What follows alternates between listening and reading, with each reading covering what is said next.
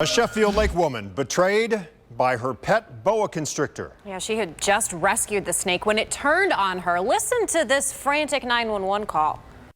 Severe emergency. Oh, please. Hello? I had a boa constrictor stuck to my face. Ma'am, you have a what? Boa constrictor. You have a boa constrictor stuck to you. 4035. Well, golly. The Now's Jennifer Auh visited the woman's neighborhood today. Yeah, Jennifer, so what did her neighbors say about all this? Well, Karina, Rob, neighbors telling me she was already known as the snake lady, even going out in public with her snakes usually wrapped around her neck. Now, what they did not expect was one of her snakes to bite her face. A woman from Sheffield Lake inside her house with a boa constrictor wrapped around her neck, making this harrowing 911 call. Please, hurry. It's on my nose. Ma'am, I've notified the ambulance and the fire and the police department. There's blood everywhere. Okay, and his jaw won't open? No. Okay, how big of a snake are we talking, ma'am? She's like 5.5 feet. This skin-crawling incident happened Thursday near the intersection of Howell and Lake Road.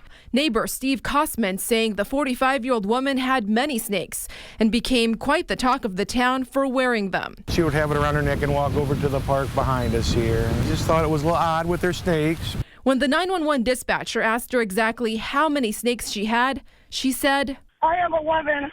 Sheffield Lake firefighters reportedly arrived to find the woman lying on her driveway. The boa constrictor was still wrapped around her neck, its fangs still in her face. One of the firefighters used a pocket knife to cut off the snake's head. The neighbors only needing one word to describe their reaction: shock. Well, I was in shock. I was just shocked. I mean, it was right next to my mother-in-law's house, so I was like, oh, it was right there. And while the snake was not poisonous, neighbors saying the woman was lucky to have gone to the hospital with non-life-threatening injuries. I would say she is very lucky to survive this. maybe she'll get rid of them now. When we asked the woman if she plans on keeping her other snakes, she declined to comment. But her neighbor, Elliot Palmer's advice? I'd probably put all the snake rescuing aside for a little bit and maybe reevaluate what I'm doing. Thankfully, that woman is doing okay. She has since been released from the hospital and has returned home. We found that the woman had rescued all 11 of her snakes and was keeping them in her home as pets. She had 2 boa constrictors and 9 pythons. In the tech center, I'm Jennifer Auh reporting for The Now Cleveland. It's about a story we've been following for you all week. A homeless man shot and killed by a Stowe police officer. Now the department has released details about what happened and also releasing the name of that officer. The Now's Jennifer Auh went over the records today. Jennifer, what did we learn? Well, Rob, we learned the officer's name is Rob Melody, a 10-year veteran of the Stowe Police Force. His record shows he had a relatively clean past with just a minor traffic accident while on duty. We've also obtained his body camera footage, giving us a first-hand look at the events leading up to the shooting. It's almost 11 o'clock Sunday night when Stowe police officers respond to a call of a suspicious man approaching a house, asking for cigarettes. Come on over in front of the car.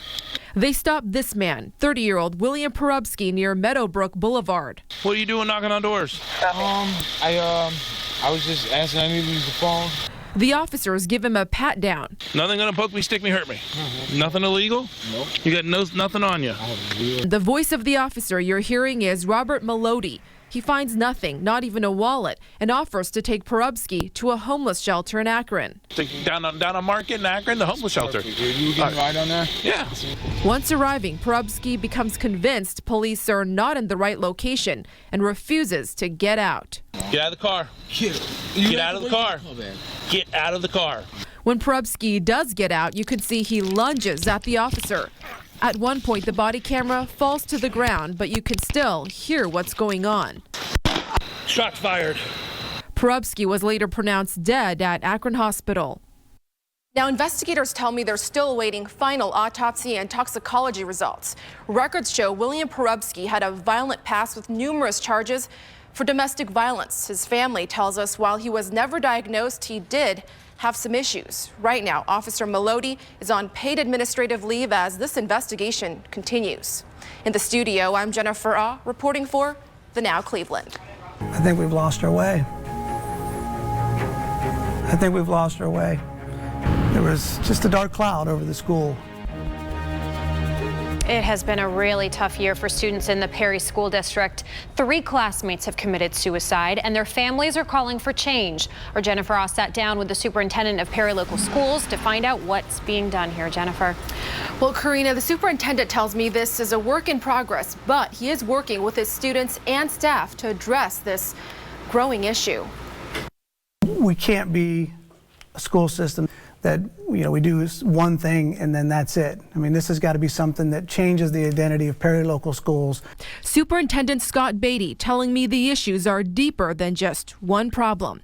These are the faces of 3 Perry High School students who took their own lives just months apart. This has all truly been the hardest thing I've ever had to do.